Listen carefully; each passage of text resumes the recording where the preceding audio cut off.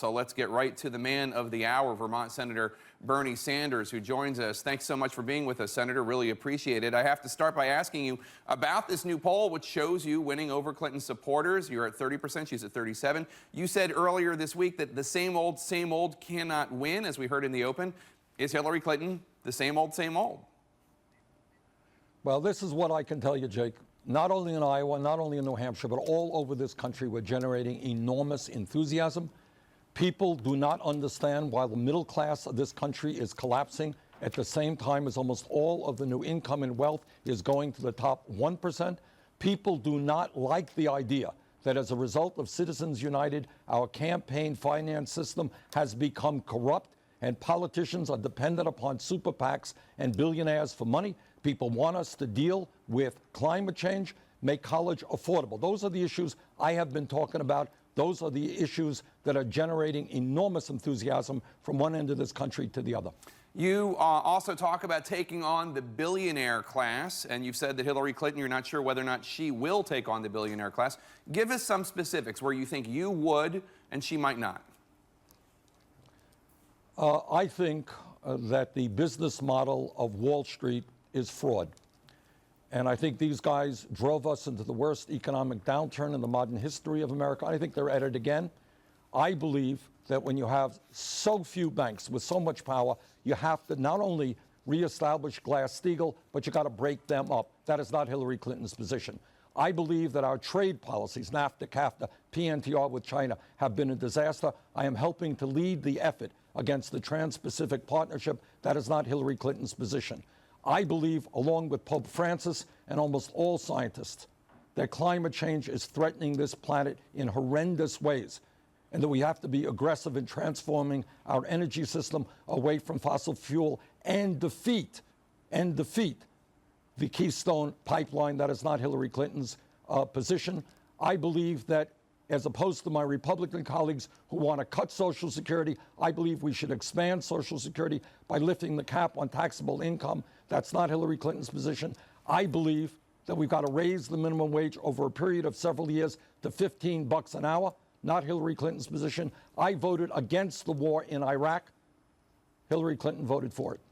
So that's a very ambitious agenda you just outlined there. You said this week that the biggest mistake President Obama made was thinking he could negotiate with Speaker Boehner and Republican leader Mitch McConnell.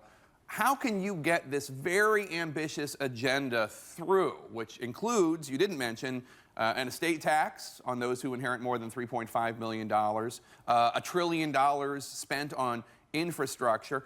How are you going to do that without dealing with Congress?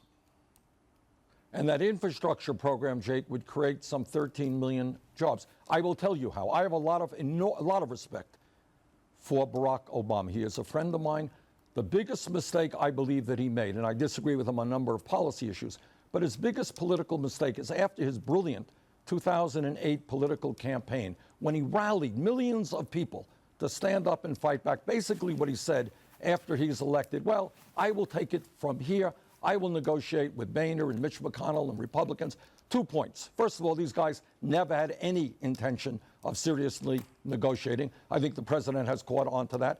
But second of all, the powers that be in Washington, Wall Street, the huge campaign donors, the Koch brothers, are so powerful that the only way we bring about real change in this country, which represents the needs of the middle class and working families, is when millions of people stand up and say enough is enough.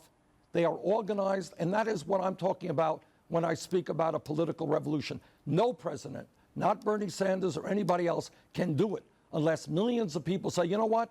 This country belongs to all of us. Our government must represent all of us and not just a handful of billionaires. It can't be done within the Beltway itself. We need a mass movement, and that's what we are trying to create and are succeeding in creating right now. I want to ask you about a story unfolding in the news right now. A deputy sheriff was gunned down at a gas station in Texas. Police have charged an African-American man with his murder, saying the officer was targeted because he was wearing his law enforcement uniform. Take a listen to what the sheriff had to say. This rhetoric has gotten out of control. We've heard Black Lives Matter, all lives matter. Well, cops' lives matter too. So why don't we just drop the qualifier and just say lives matter and take that to the bank? What do you think of that, Senator Sanders? Is the sheriff right? Has the rhetoric gotten too hot? Well, this is what I think. Obviously, it is an outrage that this police officer was basically assassinated. Other police officers have been killed. I worked with police officers when I was mayor of the city of Burlington. They have a very, very difficult job, and we need to make sure that we have the best trained, best paid police departments in the world. And as president, I would help bring that about, community policing and so forth. On the other hand, what we also have to understand, it is not acceptable in this country when unarmed black people get dragged out of cars or get shot. That is happening too often. So in my view, we need major reforms of our criminal justice system, which, by the way, Jake, means that our police officers are better paid, are better trained, and we end this absurdity in America of having more people in jail than any other major country on earth, including China. So criminal justice reform is a big issue for me, and making sure that we have the best police departments throughout this country is something we have got to make happen. Another horrific news story took place in Roanoke, Virginia, Wednesday morning with the shooting of those two individuals with the local news station. Your Democratic rivals have been arguing that when it comes to guns, you are out of step with liberal and progressive primary voters on the issue of gun control. A surrogate for Hillary Clinton, Connecticut Governor Dan Malloy, he went to New Hampshire and said that your gun votes have been driven by, quote, political expediency, and that this is a dividing line between you and Hillary Clinton. Your response? Well, let me tell you, I have, as I understand it, a lifetime voting record from the NRA of D-. I voted very strongly for instant background checks. I want to see them made stronger. Probably the most important thing that we can do. Number two, I voted in a state, by the way, Jake, which has almost no gun control, not an easy vote.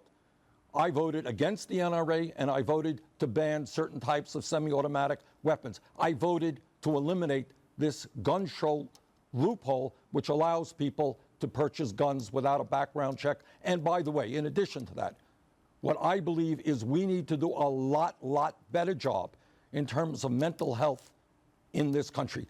People call my office, they call offices all over this country and saying, you know, my brother, my husband, I'm really worried about what he might do to himself or other people. We do not have the capability of treating those folks. When people have mental health issues, when they're a threat to others or themselves, they should be able to get counseling immediately. That is not the case right now. So I do not accept the fact that I have been weak on this issue. In fact, I've been strong on this issue. And in fact, coming from a rural state which has almost no gun control, I think I can get beyond the noise and all of these arguments and people shouting at each other and come up with real constructive gun control legislation, which most significantly gets guns out of the hands of people who should not have them. Governor Martin O'Malley tore into the Democratic National Committee on Friday, as you know, accusing the party of rigging the debate process to favor Hillary Clinton. Do you agree with Governor O'Malley? I think rigging is a strong word. I think that at a time when so many of our people have given up on the political process, when 80% of young people did not vote in the last election, 63% of all Americans did not vote, I think debates are a good thing. I love debates, done it all my life. So I would like to see more debates. I would like to see groups representing working people have a debate to talk about why the rich get richer and everybody else gets poorer. I think environmentalists deserve a debate so we can talk about how we move aggressively to transform our energy system away from fossil fuel. I think young people deserve a debate in terms of my idea and other ideas about how we make college education in this country, in public colleges and universities, tuition free, how we deal with student debt, right, but, how we deal with tax reform Senator in this Sanders, country, the making DNC, the rich pay their The DNC, as you know, is saying that if you or Governor O'Malley participate in any non-sanctioned debate, then you don't get to participate in the official ones. They are restricting the number of debates. And I think that that is dead wrong, and I have let the leadership of the Democrats know that. Again, I think this country benefits, all people benefits, democracy benefits, when we have debates, and I want to see more of them. I know you have not been a particular fan of Donald Trump or his campaign rhetoric. He has called recently, however, for raising taxes on those who run hedge funds. Is that an issue where you two agree? Absolutely. But even more importantly, look, let's be clear. We have a situation where major corporations in this country make billions of dollars in profit. They stash their money in the Cayman Islands. They don't pay a nickel in taxes. I am funding my plan to make public colleges and universities tuition-free by a tax on Wall Street speculation. When you have hedge fund managers, as Warren Buffett reminds us, paying an effective tax rate lower than firemen or police officers, that's got to change. The rich are getting richer. They are going to have to start paying their fair share of taxes, as do major corporations. Senator Bernie Sanders, congratulations on all the success you're having on the campaign trail. We hope to talk to you soon. Thank you very much.